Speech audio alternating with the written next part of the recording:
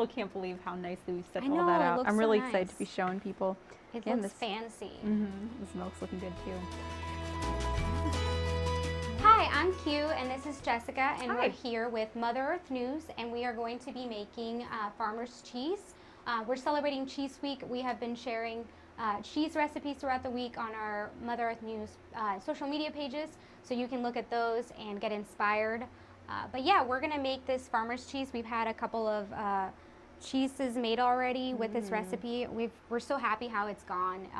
Pretty quick. It's supposed to take about an hour, but it took less than that. Yeah, so much less. Yep. So we're going to go through the press. We're going to show you how to use this press, which you can find on the Mother Earth News store. It's about $169 and I think 95 cents. And then you can also find the 1 Hour Cheese Book, which is where we're getting the recipe. There's going to be an article linked to it on this video, and then also for the book. So the one in the book is a little different from the one we're following today. But yeah, so right now we are warming up the milk to get started. We are. So I'll take it away from here. So like Q said, we are going to be making the cheese, and then we're eventually going to be using the press and showing you how that's done to create kind of our finished product down here. So what I'm just doing right now is we have this nifty little hot plate thing, and we are just warming up the milk. So we doubled our recipe. If you go on our website to look at this recipe, you'll see that it calls for 4 cups of cow's milk. We decided to double the recipe to make a little bit more milk, and so that we're able to use the press a little bit more easily. So instead we've put in 8 cups of cow's milk. So I am just keeping a temperature gauge on here. So we're waiting till it reaches 175 degrees, give or take. And we are almost there. We just have a couple more degrees to go. But then once it hits that 175 degrees, we're going to be throwing in 2 cups of buttermilk. Again, online recipes 1 cup. So just assume we're doubling everything. 2 cups of buttermilk, as well as some lemon. And how many tablespoons of lemon was that, Q? Okay, so we had, sorry, I'm looking at it now. We had 2 tablespoons, so I did 4. Yeah. Yep. And then we have some seasonings that we added. We added garlic. We made our first cheese, and this cheese is made to be very versatile, so it doesn't have like a big taste, like tangy or anything like that. It's pretty bland. So we've added garlic to it and then some herbs. So this is what you're seeing right here. But yeah, this is like really easy to make, really fast. It does say it should have slight tang, and I think we might get a little bit more of that this time because we're going to heat it up a little bit more than last time. So what I just added again was the buttermilk and the lemon, and what it just asks you to do is just start stirring it until you start seeing the makings of your curds. You're going to tilt it in. So of course, so I'm just going to stir it a little bit more until you start seeing that consistency come together. But here we go. If you can kind of tilt it, I don't want to spill any of the milk out. But what you want to get is just almost like a cottage cheese looking curds coming together. I kind of pull some out. So here you go. You start seeing it forming already. So once you've stirred it and you start seeing the curds coming together, you want to turn your whatever stovetop you're using, you want to turn that off. And then you're going to move whatever pot you're using. We're using just a simple stock pot. You move that off the heat, and we're going to let that sit for about 5 minutes. So if we want to do a time check quickly to see how, when we're starting this. I'll set a timer for us. All right, so we're going to set the timer for 5 minutes, and we're going to let this sit, and then as it's sitting, you'll start to see a very clear separation of the curds and whey. And then we'll move on to our next step from there. But in the meantime, while this is sitting, we'd like to talk a little bit more about making your own cheese. So Q has a couple different points about that if she wants to start elaborating, and then I'll jump in a little bit too. So I'm going to start off by just kind of telling you about farmer's cheese. So it is something between cream cheese and ricotta. So it kind of has that consistency of ricotta, but also kind of the cottage cheese, only there's no moisture. So if you think about all those cheeses, they're kind of like bland, and you can use them as spreads for, you know, crackers, meats, fillers. You could use it for lasagna. It has about, in 1 ounce, 6 grams of protein. which really is a good. pretty high amount of protein Mhm. if you think about it. And then it's pretty low in carbs, so really good for someone who's having a diet low in carbs. And then sodium-wise, it has in 1 ounce about 110 milligrams. So the daily recommended is about 2,300 grams. So I would say it's probably pretty good if you're not Yeah. having like a large amount of it. But yeah, so using it for other recipes and just kind of having it in hand, it's great for that. Or if you're having people over, just to kind of snack on. Yeah, and I think with the snacking, which is that's how we're going to be eating it, is you can, like we were kind of talking about, we have some crackers and different little things to add to it, seasonings, if you want to just make it a little bit fancier.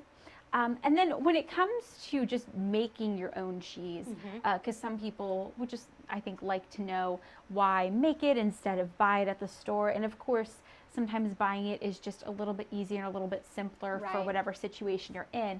But if you have the time, if you have the resources, if you just have the desire to try to make your own cheeses, I think there's a lot of cool reasons why you would want to make your own cheese. Right. I think that one of the biggest things is that you're controlling your inputs. Again, you know, we know where all of our ingredients are coming from. We know what we're putting into our cheese. I think it can avoid a lot of additives and preservatives that come with some store-bought cheeses that might not necessarily be that great for our bodies. So with a cheese like this, where it's so simple, it's, you know, it's milk, lemon. If you're, you know, on a farm and you might even have the privilege of getting your milk right there. Or you might know of a farmer's market. You might have a friend that has some, you know, milk that was made very locally. And you can throw that in there. And so again, you're controlling your inputs. You're controlling where you're getting your ingredients. So it could come from all local areas. You're controlling, you know, if there's any like sugar or salt or anything like that, you know what's getting put in. And then when you make it, you've made it right there. And of course, because there's not as many preservatives, you're going to have a shorter shelf life usually with your homemade cheese. And that's that might be kind of like the take back if you want to have cheese around for a while. But I wouldn't say, you know, it's not going to like go bad in a day or something. No, It'll I think have about a week is what it is. And I mean, if you're making it, you're probably making it to eat. I think you're gonna get to it right away because you made it, and you're more like likely to be like, oh, I gotta eat my cheese that I made. But with that said, you know, this is just one cheese that we're making. You can make a ton of other cheese difference, like ricotta, mozzarella. Yeah, there's some good looking ones in this book particularly. And then I really like the chipotle lime Oaxaca. So it kind of starts the same process where you're doing this, and then it goes on to kind of stretching it out and this book is molding really it. great because it has a lot of visuals. Yes, I Make love it very this book. simple for beginners like us Yep. making cheese. This is the first time I've ever made cheese that I can remember, and it was not as painful as I made it up to be in my head. I just thought it was going to be so complicated and I was going to be terrible Yeah, at it. I know. But we were so excited when it actually turned out to be cheese. We were very excited. We were kind of practicing a couple times, and yeah, like you, Q. I think it was my first time making cheese as well, and I was very surprised with how simple the process is. Yes. So we're getting down to about 40 seconds, and it does look about the same, but I think it makes a difference when you're actually draining it, because it drains more of that way out. Yeah. But yeah, so I grew up in Chihuahua, Mexico until I was about 11, and that's the cheese state in Mexico. It's pretty awesome. So like this lady would come down our street and sell queso fresco and like all kinds of other cheese out of a cooler. That's so she would come down and like yell in the street, so that's how we knew she was coming. And so that's how we would get our cheese, and she would make it. And so this is a really cool like background experience to see how it's made. Yeah. And again, that's kind of, you know, in a way controlling your inputs. Again, you're knowing where it's coming from. Yeah. And so that's we're our ready. timer. Okay, so at this point, what you want to do is do another stir to kind of just make sure the consistency is as you want it. You want to see that even as you're stirring, you're seeing that separation between curds and whey. And again, it's a little bit of a full stock pot, but I will kind of pull out some of it with my spoon. You can see you have that very like cottage cheesy looking consistency, and then you have the whey, so you still have a lot of liquid in there. So once you've kind of stirred it all around, it's looking good. The next step is that you want to strain the curds from the whey, just so it's not this big watery mess in your pot. So we have right here, you can see we have a glass bowl. We've put in a colander and set that in the bowl. And then on top of the colander, we are putting some cheesecloth. And this is the more nice quality cheesecloth. It's not the more spaced out fibers. This one is a little bit more, you can see it's a little bit more fine, a little more fiber in there. So it's actually going to catch and hold stuff. And this one came from getculture.com if you're looking for a nice cheesecloth that will be very good with keeping the cheese in there. Yeah, I'll definitely want to invest a little bit. Yeah. So Q's going to pour in the mixture for us, and then I'm going to start making sure that the whey gets through. Yummy. Oops, sorry if I splash. Very good. I'm trying to do all the liquid first so it doesn't splash. Maybe it'll go down. You want to use that? And then we have a little bit of a spoon. We're going to... Sorry. I'm going to pull the rest of it in. And just be careful, again, while you're pouring, because it still might be very hot. You know, you're heating it to like 175 degrees, which isn't like scorching, but it's still pretty hot. So here we go. We are starting to get rid of all that whey. And then what's going to be left is an oatmealish consistency with the curds. So depending on your recipe, there are a couple of different variations you want to do. In the original recipe that we're using, it says to let it go through the colander for 1 to 2 minutes. But because we're going to be using the cheese press, we're actually just going to do a quick draining, because we're going to squeeze the rest of it through the cheese press. So we've caught most of the whey that's going to come out pretty quickly like this. So I'm going to turn it over to Q now, and she is going to be adding some seasonings, because again, like we said, this is a very basic cheese. It doesn't have that sharp cheddar taste or anything. So we're going to add a little bit of seasoning into it to give it some more flavor. And then Q's going to continue on and show us how to use the cheese press. So we have some Italian herbs. You can literally use whichever herbs you want to use. We pre-measured this. And then we have some homemade garlic. Yeah, this garlic, this was coming from your house, right, Q? Yes, but this is actually, I go to this women outdoor retreat every summer. It's called Becoming an Outdoor Woman. And the game warden, it's like sticking because I probably used it for something else. The game warden of Kansas actually makes this. He grows his own garlic and then sells his garlic. That's so cool. He gave it to all of us as a gift because I took a canning class. So I'm just going to stir this and show you kind of what it looks like there. And then you want to be pretty gentle with the cheese. So you just stir it nicely. Be nice to your cheese. Be nice to your cheese is what we've learned from our research. All right, I'll move this little dish out of the way too. Now, with the cheese press as well, as Q is mixing, we'll just kind of show you quickly before we start the press. This particular cheese press is pretty awesome because it can really tackle a lot of different sizes of cheese. So you can see we're using the smaller mold, which comes with the press, but there's also a much larger mold that you can use for really big blocks of cheese that you want to make. We've seen huge wheels come out of this, and what's nice is that you can make harder and softer cheeses depending on how long you press it. Yeah, and so what we did earlier is we had half the recipe, and we were able to put it in the press, but it didn't quite go all the way down. So if you were making a cheese where you really, really needed to drain, if you make it too small of a batch, then it's not going to have that compact space and like drain everything out. So what you want to do, and I'm going to move this out of the way, is you want to put the cheesecloth. So we're using 3 of them, and so you want to put this one here and make it as flat as you can. And then you're going to place this on top, and then you're going to take, we're going to put the that's right, cheese in. Sorry about that. So we're going to put this in there. I was getting ready to press nothing. So you're going to put this in there.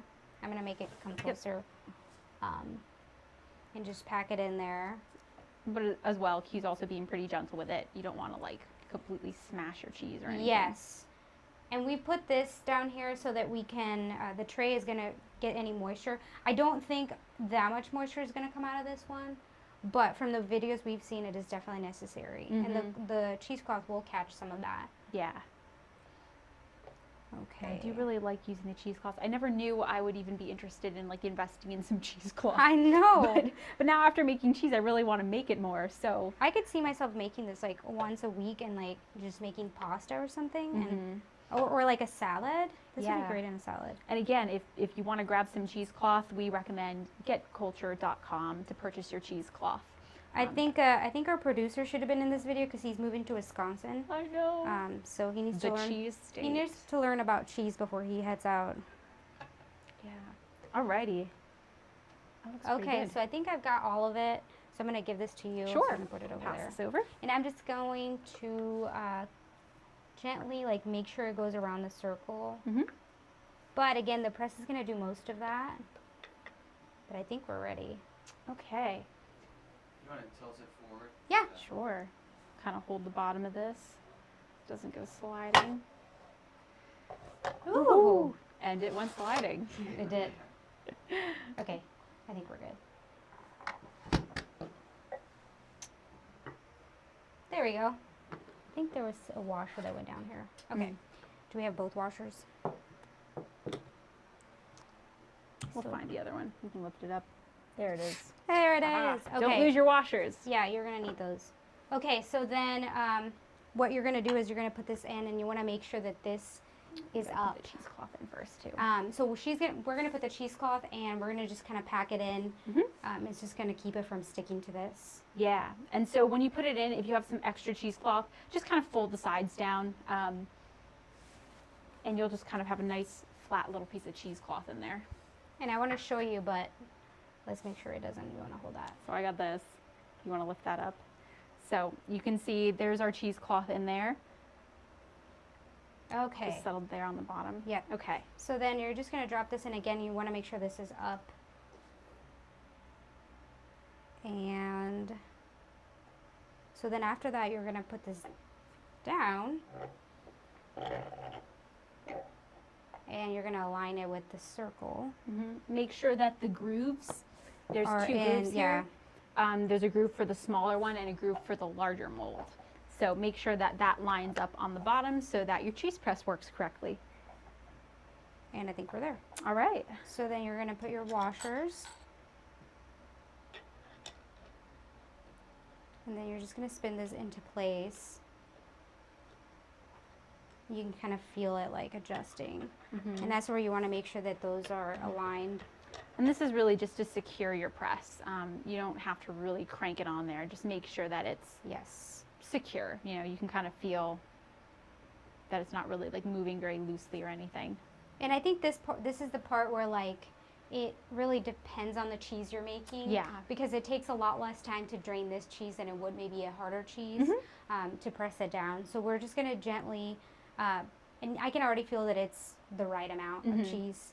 So you're just going to press it down and then maybe wait a little bit and then press it down again for like a 30-minute period, I would say. Yeah, depending on what type of cheese you want to make. The one that we're using, again, doesn't need a lot of pressing.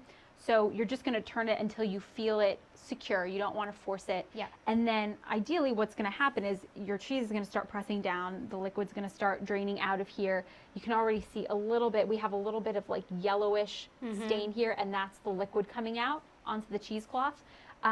If you have a very liquidy cheese, you might need to drain this if a lot of liquid's coming out, especially if you're using the larger mold and you have a huge cheese wheel you need to make. And so as the cheese is going down, this part is going to loosen a little bit more. So over the course of however long you want to press it, you're going to keep coming back and tightening it. So some cheeses, I know with this original recipe that we're using, you're going to be cranking it for like an hour. You take it out, you wrap it in a fresh cheesecloth, put it back in, and then you start cranking it for like 12 hours. Yeah. Just, you know, every so often until the 12 hours is up. But for all intents and purposes, we're not going to stand here for 12 hours and make you watch. Yeah. So we've already made some. Like, hey, drying. Yeah, that'd But be a little boring. It does take a little long to do that. So we do have some cheese already. I'm going to move it closer. That So looks this is great. what we pressed already, and it's the same recipe, just Yeah, just a the little bit amount. smaller.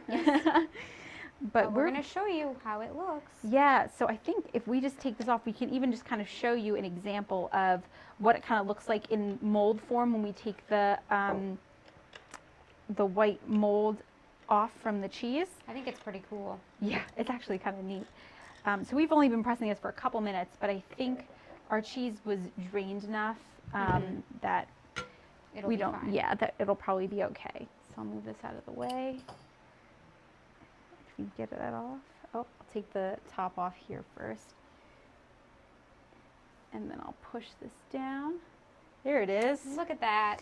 So this is kind of what it's looking like. Oh, thank you. Thank you. You made cheese. So Here, do you want to put it on this plate? sure, we'll flip it over. Again, this is not completely ready. It's I can still feel the wetness. Yeah, I can even see it that it's a little. 1, 2, 3. That's how we did it earlier and it worked. Oh, So look there at you that. have it. So even just with a couple minutes, you can see how nicely the cheese press makes the mold for your cheese. It's already, this is a pretty, the cheesecloth is pretty wet, so it's already been squeezing a lot of that moisture out. But yeah, and there you have some cheese. And what's really awesome is that sometimes it's still warm too when you pull it out, depending on how long you're pressing it. Yes. So would you like to try some, Q? Yes, and quick before we do that, I just wanted to tell you again that this is the book that we got the recipe from, and it's got some pretty amazing recipes in here. I think it's even got farm fresh rounds, so you can put them with tomato, which sounds amazing. That does sound really good. And then it's got some desserts too that you can make very easily in 1 hour. So that's on our store, on the Mother Earth News store.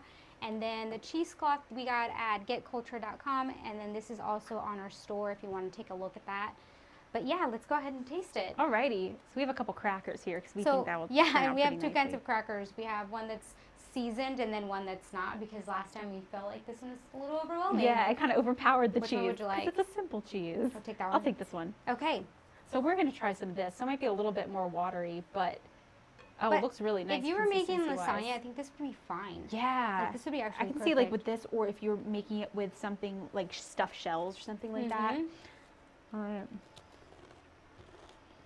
I'm That's glad we really added good. that garlic. It's really good. Yeah, that's good. So the consistency, again, it kind of feels like ricotta. So it has like a soft, it's still warm It's still consistency. kind of creamy. It does have a creaminess to it. And the seasoning's not overpowering. I think you can probably tell that a little bit more because I'm eating one of the seasoned crackers. Yeah. That's good to know, but it's really good with one of these. Yeah. Like it's not lacking anything. So Oh, that's great. there you have it. Some cheese you can make in an hour. Mm-hmm. Thanks for tuning in. Yeah, thank you very much. Bye.